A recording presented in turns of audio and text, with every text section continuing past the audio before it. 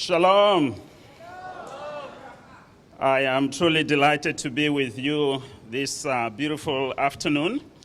And I would like to, first of all, express gratitude to all of the eminent guests that we have here.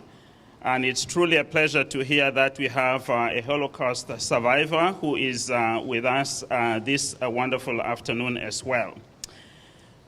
I would like to first of all say that recently Rabbi Reuven Boker, who actually served the Canadian Jewish Congress with distinction, passed away in Ottawa. And I live in the city of Ottawa for a number of years. I had the privilege and honor of working with him to bring peace and harmony in South Sudan, where my mother is from. And my father actually happens to come from Uganda, that's in East Africa, for those who are geographically challenged. And I would like to basically say that I have learned two major things actually from him. That is the importance of empathy and love.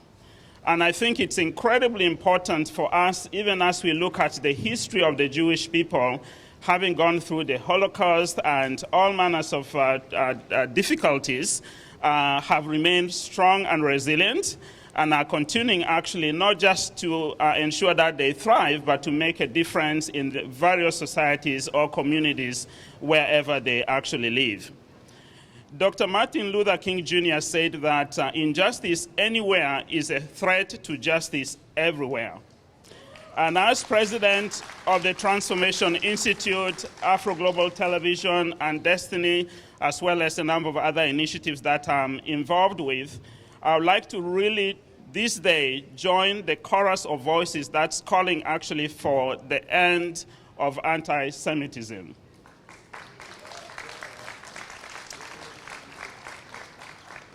As introduced, my name is Moses, and some call me Moshe.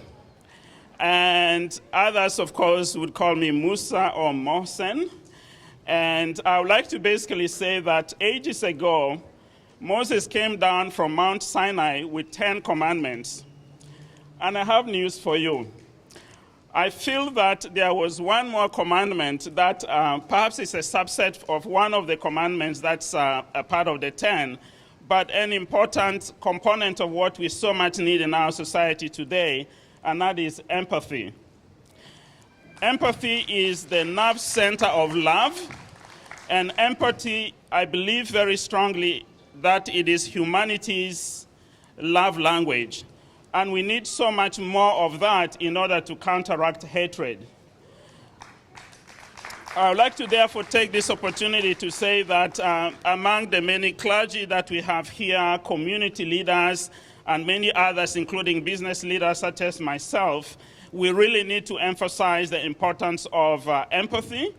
And I believe that an element of it would be to define it as thou shalt not hate. Because hatred, especially directed at the Jewish community, is terribly unacceptable, and we must make sure that we do everything possible to attack that.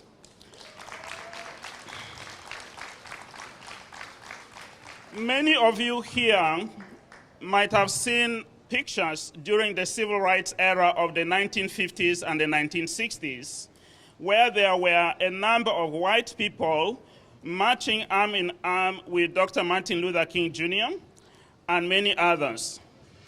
Some of you probably don't know, but many of those people marching with Dr. King were actually Jews. And many of them, of course, were Christian leaders as well. So I would like to actually emphasize that in this modern era, particularly where there are so many challenges that's affecting the black community and black communities literally around the world, we really need to up our game when it comes to the expression of empathy.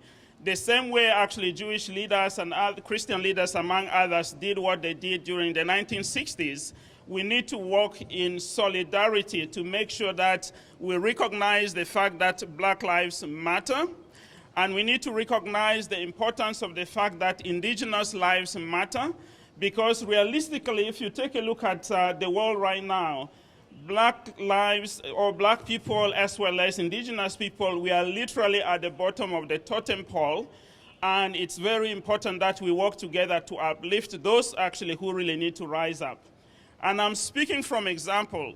And one key element is that I came from Africa to Canada with just $20 in my pocket.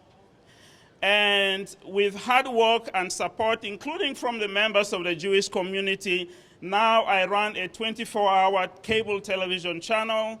I'm involved with the Transformation Institute with members of the Jewish community who are part of that as well, and a number of those kinds of things. So when we actually rise together and do something to support people who are around us, we can actually experience important transformation. And that is an important thing that we need to consider. So even as we emulate all of the leaders from the 60s and even perhaps before that, we can definitely do something better to make sure that we live in a more harmonious society where there is freedom and there is also peace and harmony. I would like to therefore add at this point that this is an important time for us to pull down stereotypes, bigotry, and all these things are found in education and healthcare, business, employment, and so on. We need to stand strong together. I would like to also add, finally, that today I have decided to actually have a new mantra. And that mantra is love for all and hatred for none. I promise actually to teach this to my children and grandchildren and all others that I come across. I encourage that we all do the same in order to make a difference. You see, in Judaism, Christianity, Islam, and other religions as well, we are taught that love is very central to almost everything. And therefore, if you want to spread anything, let it not be hatred. Let it be love. Thank you so much.